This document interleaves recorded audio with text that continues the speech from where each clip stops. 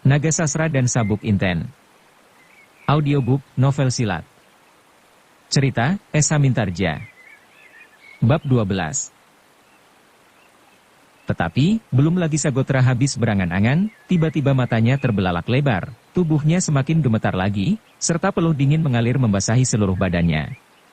Pada saat itu, Mahesa Jenar yang tidak puas dengan pelepasan amarahnya, mendadak meloncati Sagotra dan langsung memegang leher orang itu, sambil menggeram, "Setan, rupanya kau telah memancing aku untuk menjauhi Wilis." Belum lagi Mahesa Jenar berbuat sesuatu, nafas Sagotra telah terasa sesak. Ingin ia menjawab, tetapi tak sepatah kata pun keluar dari mulutnya, karena ketakutannya yang amat sangat. Ia tahu betul, bahwa dalam keadaan yang demikian dapat saja Mahesa Jenar bertindak di luar kesadarannya. Wajah Mahesa Jenar yang lunak, kini telah berubah menjadi merah membara dibakar oleh kemarahannya. Kedua tangannya yang memegang leher Sagotra semakin lama semakin menekan.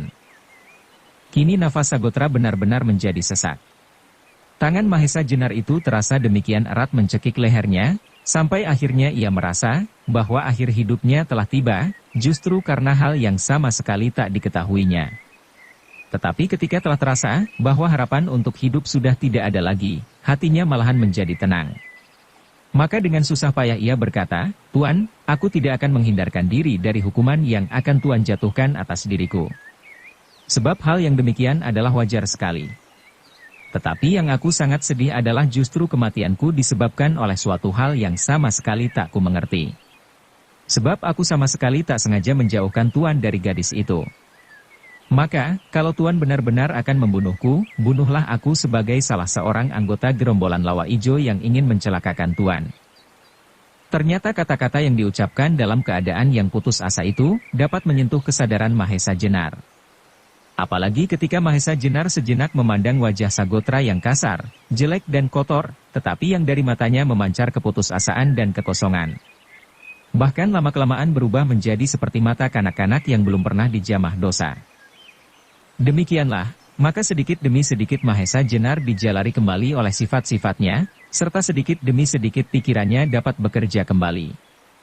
Sejalan dengan itu pegangan tangannya pun menjadi semakin kendor dan kendor, sehingga akhirnya dilepaskanlah leher Sagotra itu sama sekali. "Maafkanlah aku, Sagotra," bisik Mahesa Jenar. Mendengar kata-kata itu kembali hati Sagotra melonjak hebat sekali. Hampir saja air matanya tidak lagi dapat ditahannya.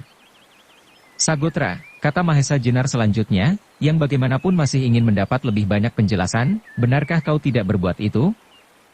"Tuan," jawab Sagotra, "memang aku dapat memahami tuduhan itu. Tetapi sebenarnya lah, bahwa kedatanganku sama sekali tak ada hubungannya dengan hilangnya gadis itu. Kecuali kalau hal ini dilakukan oleh orang-orang segerombolanku di luar rencana semula." Mahesa Jenar menundukkan kepala. Tetapi ia dapat mempercayai kata-kata Sagotra.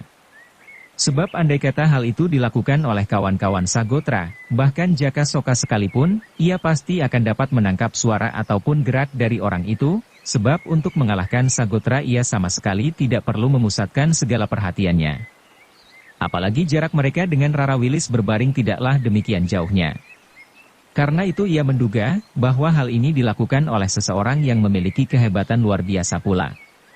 Tiba-tiba bulu tengkuknya meremang, ketika ia mengingat betapa cepatnya Pasingsingan bertindak. Perlahan-lahan ia berjalan menuju ke tikar yang masih terbentang itu. Tiba-tiba Mahesa Jenar melihat bungkusan Rara Wilis masih juga ada di situ. Ia jadi teringat, bahwa dalam bungkusan itu terdapat sebilah keris pusaka Ki Ageng Pandan Alas, yaitu Kiai Sigar Penjalin. Tetapi alangkah terkejut serta kecewanya ketika ternyata keris itu telah lenyap pula. Akhirnya seperti orang yang dicopoti segala tulangnya. Ia duduk lemas di atas tikar Rara Wilis. Sagotra yang masih saja mengikutinya kemana ia pergi, duduk pula di atas tikar di belakang Mahesa Jenar. Tetapi sama sekali ia tidak berani menegurnya. Angin malam masih saja berhembus silir, yang bagi Mahesa Jenar terdengar sebagai sebuah lagu sedih yang mengiringi ratapan hatinya. Tiba-tiba saja ia merasa, bahwa tanpa disengaja ia telah menguntai butiran-butiran mutiara harapan yang kini telah terenggut dan berderai berserakan. Alangkah dalam luka yang dideritanya. Dua masalah yang sekaligus menghancurkan perasaannya. Sebagai seorang laki-laki langsung ia telah dihinakan. Sebuah pertanggungjawaban yang digenggamnya telah dirampas oleh orang tanpa dapat berbuat apa-apa, dan sekaligus yang hilang itu adalah sebagian dari jiwanya pula. Dalam keadaan yang demikian tiba-tiba seperti orang bermimpi Mahesa Jenar mendengar alunan lagu Dandang Gula Sayup-Sayup sampai. Mendengar lagu itu, geragapan Mahesa Jenar berdiri. Meskipun lagu itu tidak begitu jelas, tetapi segera Mahesa Jenar mengenal bahwa Dandang Gula itu telah dibawakan oleh seorang yang oleh Pasingsingan beberapa hari yang lalu disebut Pandan Alas. Seperti juga beberapa hari yang lalu, suara itu pun bergulung-gulung berkumandang memenuhi segala penjuru. Sehingga sulitlah bagi Mahesa Jenar untuk mengetahui dengan pasti arah suara itu. Mahesa Jenar segera berdiri tegak, kepalanya sedikit diangkat ke atas dengan memusatkan panca inderanya untuk menangkap getaran Dandang Gula yang lamat-lamat sampai ke telinganya. Pada saat itu, perasaan Mahesa Jenar sedang bergolak hebat, karena hilangnya Rara Wilis. Karena itu, seakan-akan Mahesa Jenar mendapat suatu tenaga rohaniah tambahan yang cukup besar, sehingga kemampuan Mahesa Jenar pun seakan-akan bertambah. Dengan demikian, setelah beberapa saat Mahesa Jenar berdiam diri, hampir seperti orang bersamadi, perlahan-lahan ia dapat menangkap arah suara yang sayup-sayup sampai ke telinganya itu. Maka ketika ia telah mendapat suatu kepastian dari mana arah suara itu, cepat seperti kilat ia meloncat dan kemudian menyusup gerumbul menuju arah barat. Sagotra bertambah heran menyaksikan kelakuan Mahesa Jenar, di samping keheranannya mendengar suara lagu Dandang Gula itu. Karena itu ia pun segera berlari mengikuti Mahesa Jenar, sehingga mereka berdua seolah-olah sedang bermain kejar-kejaran. Sebentar kemudian Mahesa Jenar telah keluar dari gerumbul kecil itu, serta dengan cekatan sekali ia melompat ke atas gundukan tanah yang agak tinggi untuk dapat menangkap setiap gerak di padang rumput yang terbuka itu.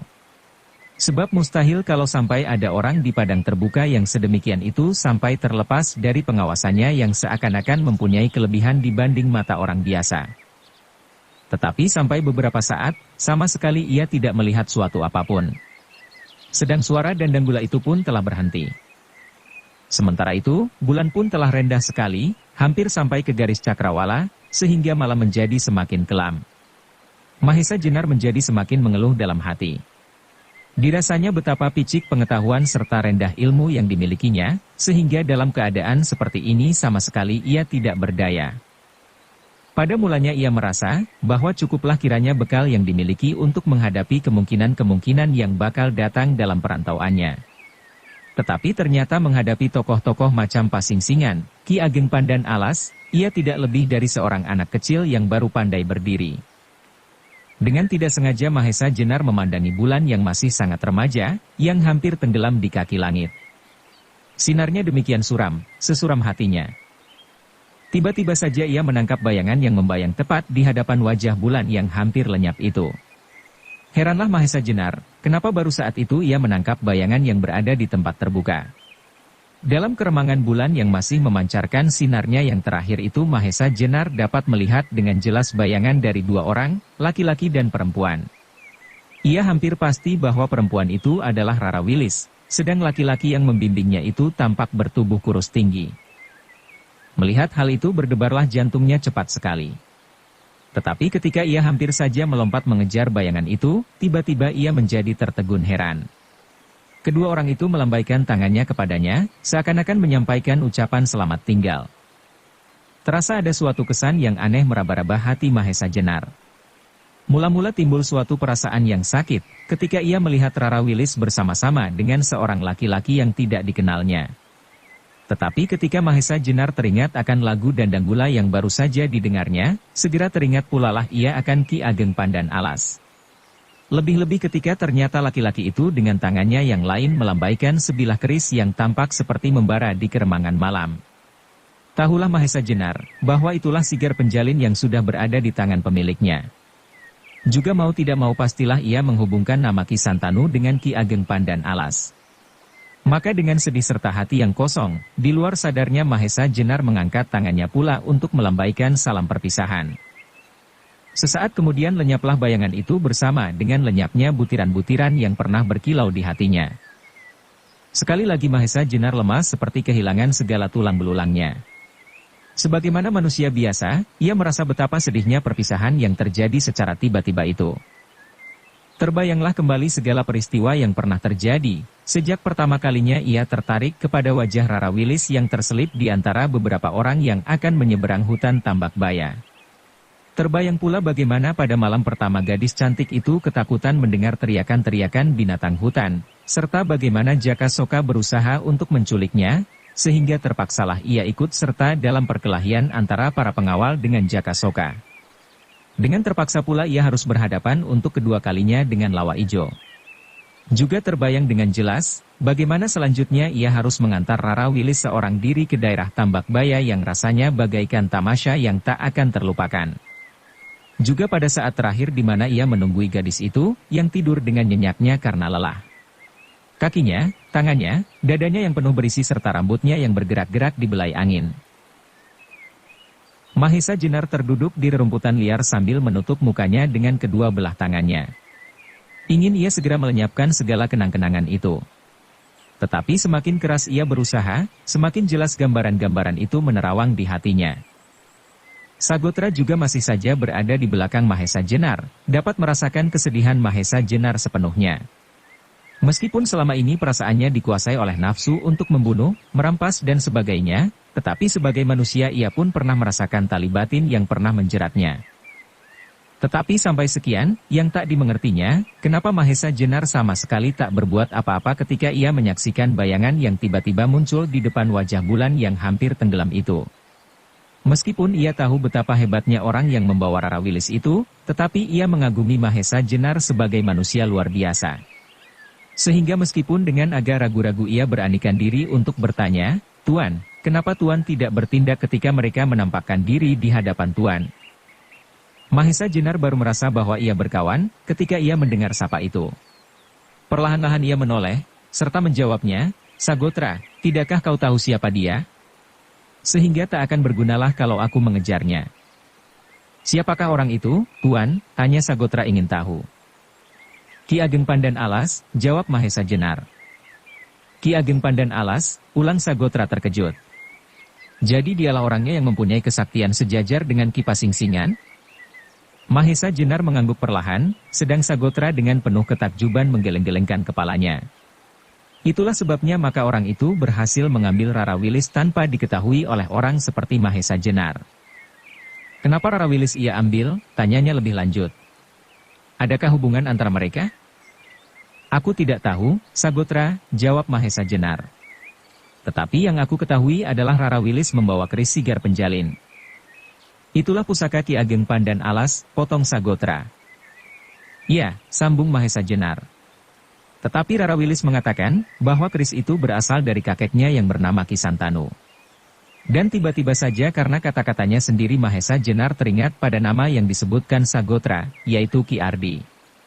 Apalagi ketika ia memandang ke arah selatan, masih tampaklah di sana bayangan warna merah di udara.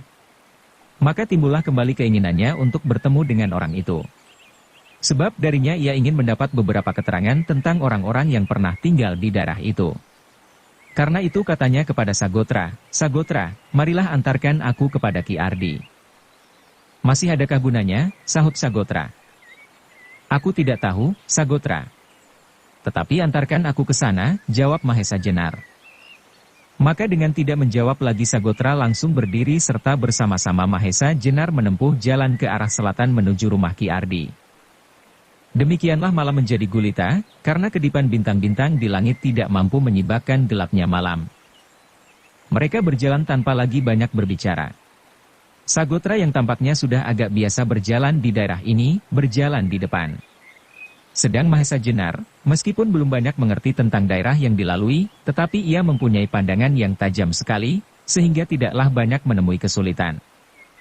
Demikianlah maka setapak demi setapak mereka mendekati arah api yang masih menyala-nyala. Maka setelah mereka berjalan beberapa lama, melewati padang ilalang, serta menyusup gerumbul-gerumbul kecil yang berserakan di sana-sini, sampailah mereka di sebuah bukit kapur yang kecil. Mahesa Jenar serta Sagotra tidak langsung menampakkan diri, tetapi dari jarak beberapa depa mereka masih berdiri di semak-semak. Dari situlah mereka menyaksikan tempat kediaman Ki Ardi, serta Ki Ardi sendiri yang pada saat itu sedang berada di samping api yang menyala-nyala, sedang memahat sebuah batu besar.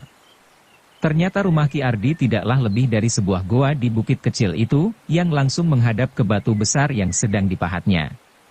Ketika Mahesa Jenar mengamat-amati pahatan Ki Ardi itu, ia menjadi kagum.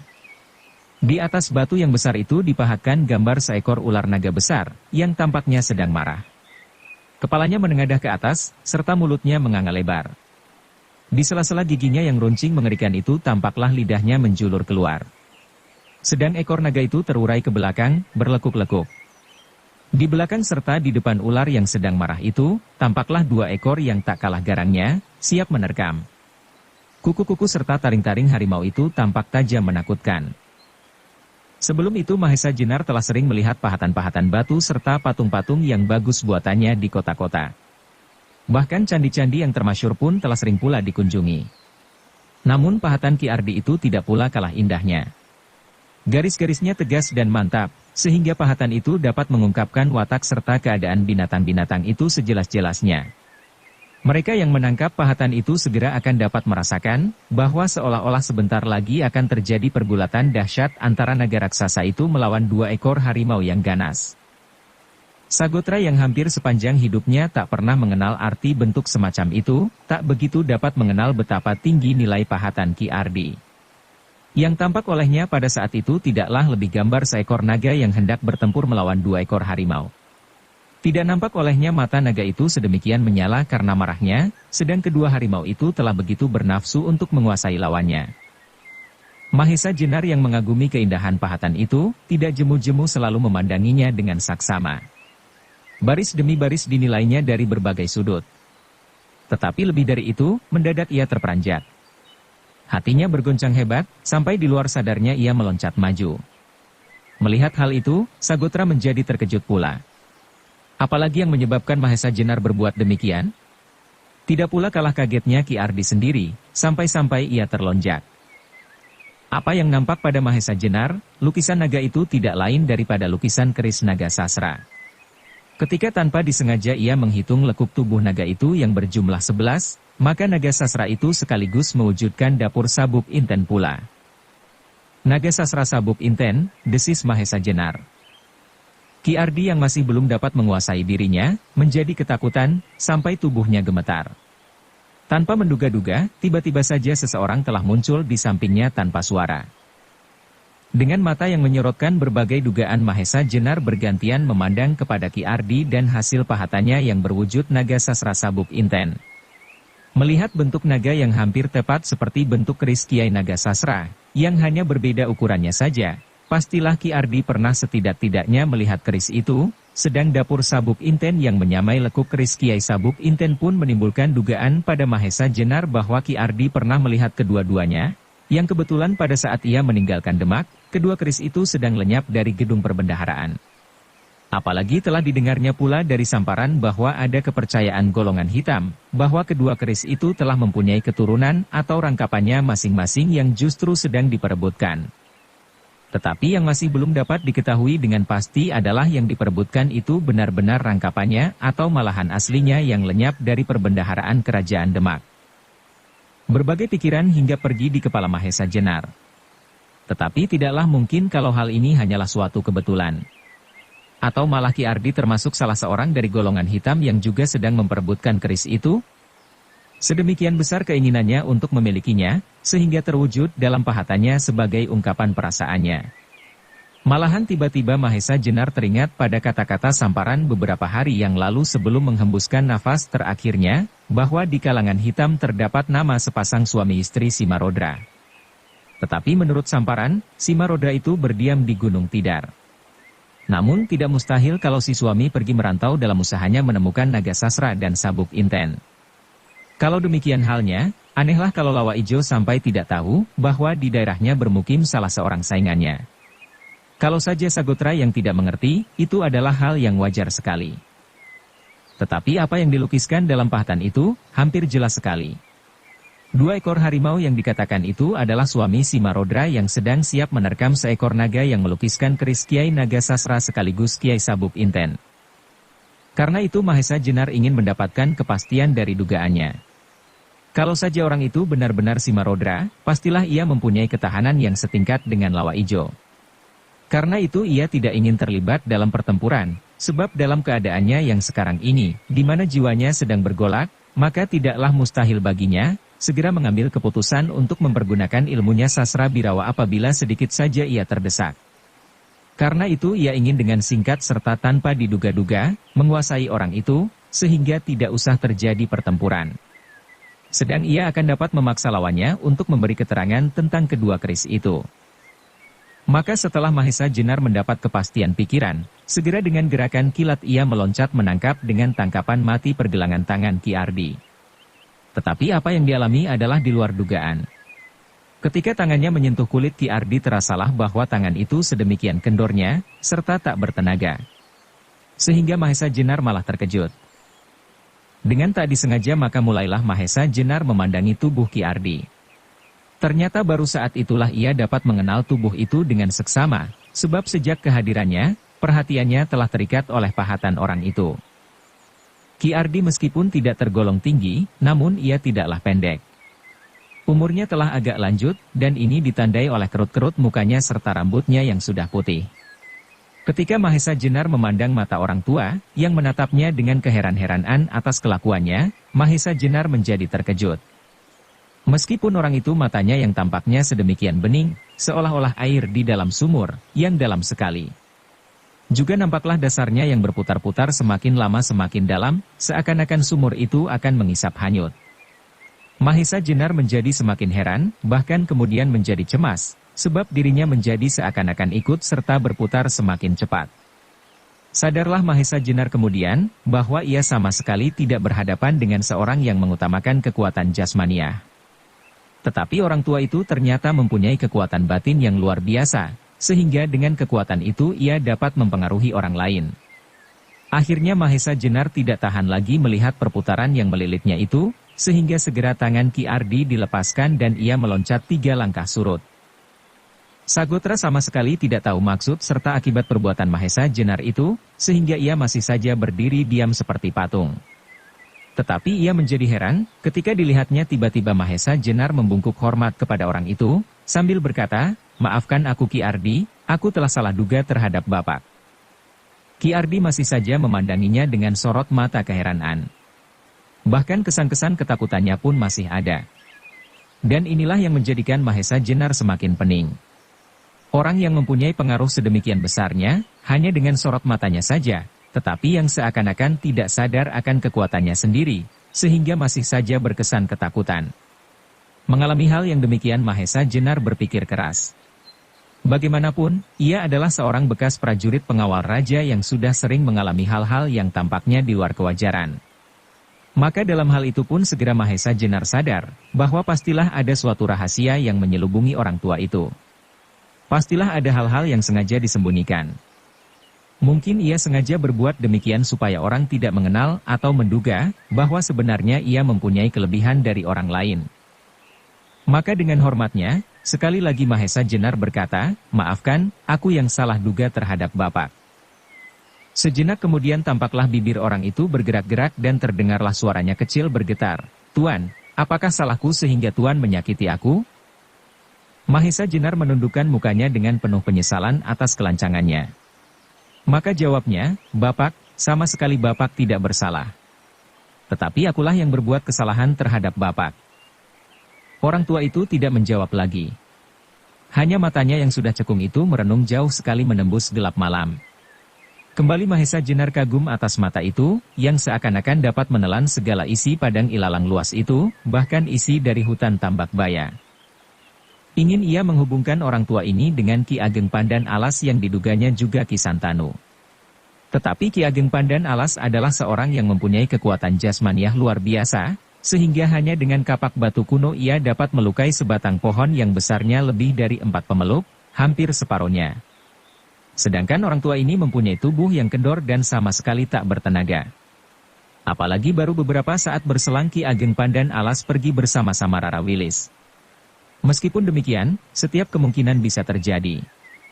Mengingat hal itu semua, Mahesa Jenar semakin sibuk berpikir. Akhirnya ia mengambil ketetapan bahwa sebaiknya ia dengan baik-baik bertanya mengenai pahatan itu. Katanya, "Bapak, yang kau lakukan mendorong keinginanku untuk mengetahui pahatan yang sedang Bapak buat itu.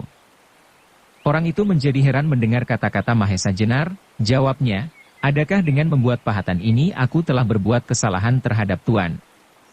Tidak Bapak, sahut Mahesa Jenar cepat-cepat, tetapi bolehkah aku bertanya, apakah yang sedang Bapak pahat itu? Kembali orang itu heran. Kemudian dengan langkah yang lambat serta agak kebongkok-bongkokan orang itu berjalan menjauhi pahatannya beberapa depa, lalu mengamat-amati dengan seksama. Tiba-tiba saja ia tersenyum, serta matanya menjadi cerah. Pahatanku sudah hampir selesai. Apa yang tadi Tuan tanyakan? Pahatan itu? Mahesa Jenar menjawab, apakah yang sedang Bapak pahat? Tidakkah Tuan tahu, kata orang tua itu sambil mendekati pahatannya. Dan kemudian diraba-rabanya hasil kerjanya itu dengan mesra. Bukankah ini seekor naga? Katakanlah Tuan, apakah aku tidak berhasil melukis seekor naga? Tentu, jawab Mahesa Jenar dengan cepat, lalu apa yang Tuan tanyakan, tanya orang tua itu. Maksudku, jawab Mahesa Jenar. Apakah yang Bapak lukiskan itu seekor naga, atau suatu bentuk dari benda-benda yang pernah Bapak lihat sebelumnya? Orang tua itu semakin heran, tanyanya, adakah Tuan pernah melihat sesuatu benda yang mirip dengan pahatanku ini? Mahesa Jenar jadi ragu. Mula-mula ia ingin mengatakan tentang keris naga sasra yang mempunyai bentuk yang sama dengan pahatan naga itu. Mustahil kalau kesamaan itu hanyalah kebetulan saja. Kesamaan cita dalam cipta yang sampai sedemikian dekatnya dengan aslinya. Kesamaan yang sedemikian itu pastilah yang satu diilhami oleh yang lain atau malahan salinan sepenuhnya. Tetapi akhirnya diurungkannya keinginan itu. Karena tidak akan banyak gunanya. Sebab pastilah orang tua itu sengaja merahasiakan. Maka, akhirnya Mahesa Jenar hanya berkata, tidak. Bapak, tetapi apa yang Bapak pahatkan adalah suatu bentuk yang dahsyat sekali. Ataukah Bapak pernah melihat seekor naga yang sedemikian? Tampaklah Ki Ardi mengerutkan keningnya. Tetapi sejenak kemudian ia tersenyum. Belum, Tuan. Aku belum pernah melihat seekor naga pun. Yang pernah aku lihat hanyalah ular-ular kecil yang sering berkeliaran di sekitar tempat ini. Tetapi aku pernah mendengar dongeng-dongeng tentang seekor naga. Nah, menurut gambaran angan-anganku sedemikianlah kira-kira bentuknya. Kembali orang tua itu meraba-raba pahatannya. Ia nampaknya bangga serta bahagia sekali atas hasil kerjanya. Tuan, katanya kemudian, silakan Tuan berdua duduk. Aku ingin menyelesaikan pekerjaan ini, sekarang juga. Sebab tidaklah mungkin untuk ditunda. Sementara itu silakan Tuan mendengarkan dongeng tentang naga yang sedang aku pahatkan ini. Dengan tiada menunggu jawaban, Ki Ardi segera mulai dengan kerjanya kembali. Mahesa Jenar dan Sagotra segera mengambil tempat duduk di dekat api yang masih menyala-nyala. Suaranya gemeretak, karena ledakan-ledakan kecil yang ditimbulkan oleh dahan-dahan yang sedang dimakan api. Tuan, Ki Ardi sambil memahat mulai bercerita. Naga ini menurut cerita dilahirkan dalam dua alam yang berbeda tempatnya. Tetapi dalam pahatanku ini, tidaklah kedua-duanya aku lukiskan, tetapi aku ingin mendapat satu bentuk kesatuan dari dua ekor naga itu. Seekor naga dilahirkan di samudra, sedangkan satu lagi dilahirkan di angkasa. Tetapi di atas bumi ini mereka bertemu dan bersahabat. Keanehan dari kedua ekor naga itu adalah, yang seekor bersisikan emas, sedangkan yang seekor, di leher, perut serta ekornya berbalutkan intan permata. Pada suatu hari, raja yang sedang berkuasa di atas bumi ini, merasa disusahkan oleh seorang putrinya. Putri itu jatuh cinta kepada seorang yang sama sekali tak dikehendaki oleh ayahandanya. Sebab laki-laki itu bukanlah laki-laki biasa. Menurut cerita, laki-laki itu berasal dari bintang Kemukus yang sering membawa bencana. Hanya karena laki-laki itu terlalu sakti, maka tidak ada yang berani mengganggunya. Maka pada suatu ketika bertemulah raja itu dengan kedua ekor naga yang sedang merantau mengelilingi bumi ini. Raja itu kemudian minta kedua ekor naga itu untuk mengusir laki-laki yang mengganggu putrinya. Kedua ekor naga itu menyanggupinya. Didatanginya laki-laki yang berasal dari bintang Kemukus itu. Maksudnya, apabila tidak perlu, masalahnya akan diselesaikan dengan damai. Tetapi rupanya laki-laki itu merasa yakin akan kesaktiannya, sehingga akhirnya terjadilah pertempuran yang maha dahsyat. Kedua ekor naga itu pun ternyata mempunyai kesaktian yang luar biasa. Laki-laki itu dengan bersenjatakan petir di kedua belah tangannya menyerang dengan ganasnya, sedangkan naga yang bersisik emas itu, dari mulutnya menyembur api yang menyala-nyala. Sementara itu naga yang bersisik intan permata itu, dari kedua matanya memancar sinar yang beracun. Tetapi karena kesaktian mereka masing-masing, senjata-senjata itu hampir tidak banyak berguna. Laki-laki bintang itu ternyata tidak saja mampu bertempur di atas daratan. Sekali-sekali ia terjun pula ke dasar lautan. Tetapi naga yang lahir di dalam samudera itu tidak membiarkannya. Disusullah ia ke dasar lautan dan bertempurlah mereka di sana. Air laut pun menjadi bergolak seakan-akan mendidih. Kalau laki-laki itu jemu bertempur di lautan, terbanglah ia ke angkasa. Dan bertempurlah mereka di udara. Demikian dahsyat pertempuran itu sampai langit menjadi gelap. Hanya kadang-kadang saja memancar kilat dan petir disela oleh semburan api yang tak terkira panasnya, keluar dari mulut naga bersisik emas itu. Demikianlah pertempuran itu berlangsung sampai 40 hari, 40 malam. Tetapi masih saja belum ada yang nampak akan kalah. Bahkan pertempuran itu semakin lama semakin sengit. Sekali waktu terjadi di dalam samudra, dan sekali waktu di angkasa. Tiba-tiba orang tua itu berhenti, sambil perlahan-lahan ia berjalan mundur menjauhi pahatannya. Sebentar ia tersenyum dan sebentar kemudian keningnya berkerut. Katanya, "Tuan, pahatanku telah selesai." "Apakah kata Tuan tentang ini?" Mahesa Jenar yang sejak semula telah merasakan keindahan pahatan itu menjawab, "Bagus, Ki Ardi." Ki Ardi tertawa perlahan. Lalu sambungnya, "Baru sekarang aku mendapat pujian atas hasil kerjaku. Selama ini tidak pernah seorang pun, jangankan pujian-pujian, sedang perhatian saja tidak pernah aku dapatkan. Sagotra dengan kawan-kawannya yang sering berkeliaran di daerah ini, sama sekali tidak dapat menikmati hasil pekerjaanku. Nah, Sagotra, apa katamu sekarang?" Sagotra yang sejak tadi berdiam diri, menjadi agak bingung untuk menjawab pertanyaan Ki Ardi itu. Maka ia menjawab sekenanya saja, "Bagus, Ki Ardi." Ki Ardi tertawa terkekeh-kekeh mendengar jawaban Sagotra. "Apa yang bagus?" Sagotra menjadi agak tersipu mendengar kata-kata itu. Tetapi ia tidak mau kalah. "Nagamu itu Ki Ardi, kalau saja bersisikan emas benar-benar, serta berbalutkan intan permata, mungkin umurmu tidak lebih dari malam ini." Kembali Ki Ardi tertawa terkekeh-kekeh, lanjutnya, "Pastilah itu terjadi kalau nagaku benar-benar seperti dongeng yang pernah aku dengar itu. Tetapi sesudah kau bunuh aku, kau juga akan mati di telan nagaku ini." Rupanya Sagotra bukan ahli berdebat. Orang tua gila. Kalau kau tanyakan pendapat orang lain mengenai pahatanmu itu, pastilah kau mengharap orang itu memujinya. Tetapi pahatanmu itu sebenarnya sangatlah jelek. Ki Ardi masih saja tertawa.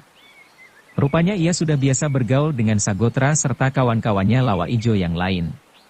Katanya kemudian, "Sebaiknya kau makan dulu, baru menilai pahatanku ini. Nah, masuklah ke mulut gua itu, nanti kau akan mendapatkan jagung bakar. Makanlah itu, baru kau memberikan pendapatmu." Tetapi Sagotra rupanya malu dengan adanya Mahesa Jenar di situ. Karena itu pura-pura saja ia tidak mendengar. Bahkan ia berkata terus, "Ki Ardi, aku lebih suka mendengar dongenganmu daripada menyaksikan pahatanmu itu." Sambil masih tertawa, Ki Ardi mengangguk-anggukkan kepalanya. Katanya, "Baiklah aku lanjutkan dongeng itu, tetapi aku ingin bertanya, siapakah kawan barumu ini?" Mendengar pertanyaan itu darah Mahesa Jenar tersirap, sedang Sagotra menjadi bingung, bagaimana harus menjawab pertanyaan itu. Sebentar mereka berdiam diri mencari jawaban, akhirnya Mahesa Jenar yang menjawab, "Ki Ardi, aku dan Sagotra secara kebetulan saja bertemu di perjalanan. Dan Sagotra telah berbaik hati mengantarkan aku ke arah api yang Bapak nyalakan." Ki Ardi mengangguk-angguk kecil, katanya melanjutkan, "Anehlah kalau hal itu terjadi.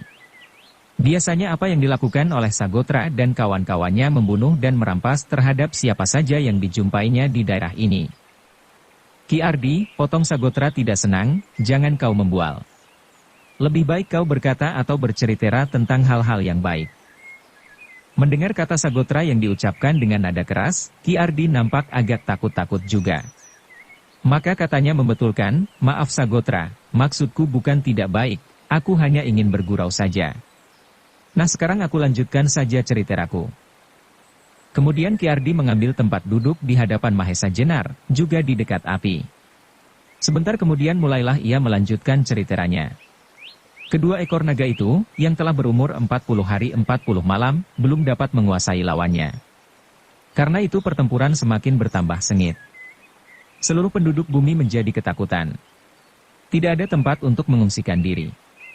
Sebab pertempuran itu terjadi di seluruh permukaan bumi, di seluruh lautan, dan di seluruh langit. Raja bumi itu pun menjadi bertambah prihatin. Apalagi putrinya setiap hari selalu menangis saja. Tetapi untuk mengabulkan permintaan putri itu, tidak terlintas di dalam pikiran ayahanda raja. Karena itu ia tidak tahu apa yang akan dikerjakan.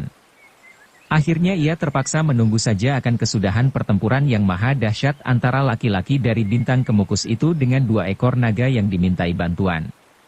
Demikianlah pertempuran itu masih berlangsung terus, di laut timbul gelombang sebesar gunung, di darat bertiup angin topan yang dahsyat. Sedangkan di udara, petir menyambar-nyambar guruh dan bunga-bunga api yang maha panas. Sampai hari yang ke-100, keadaan masih belum berubah, hati raja bertambah gelisah pula. Maka pada hari yang ke-101, dengan tidak disangka-sangka menghadaplah seekor naga yang amat sederhana, ke hadapan raja. Naga itu berwarna agak kehitam-hitaman. Matanya berkilat-kilat seperti bintang.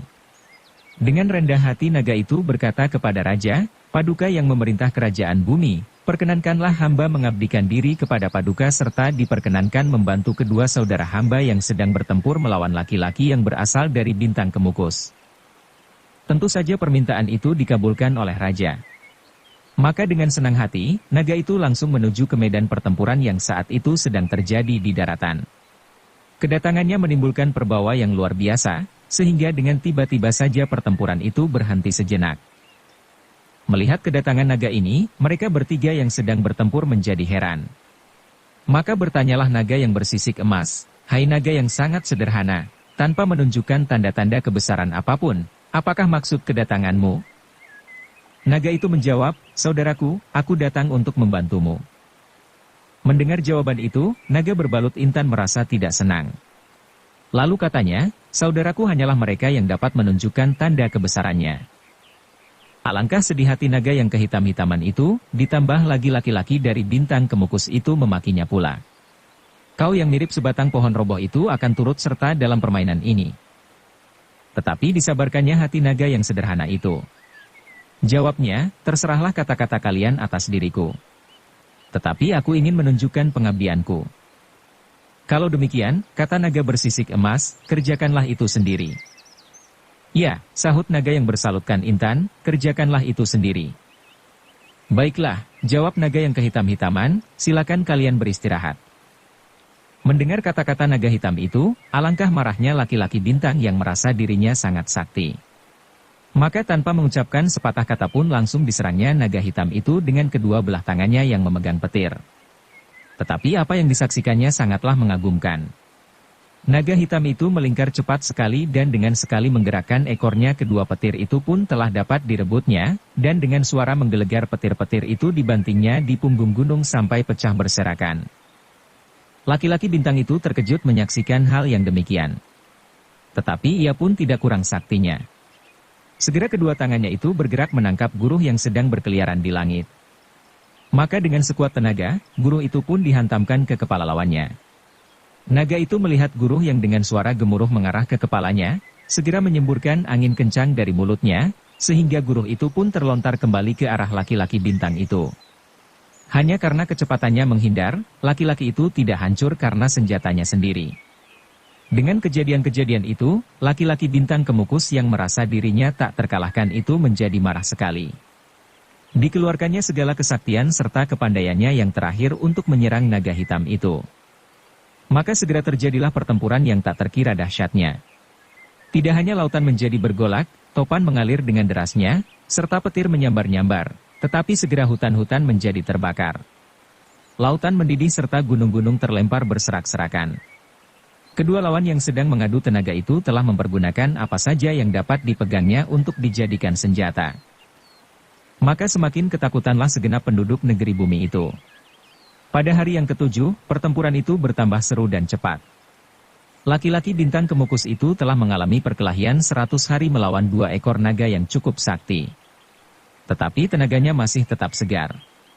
Sekarang ia baru 7 hari bertempur melawan seekor naga yang dikatakannya sebagai sebatang pohon yang roboh saja. Namun ia merasa bahwa tenaganya telah mulai kendor.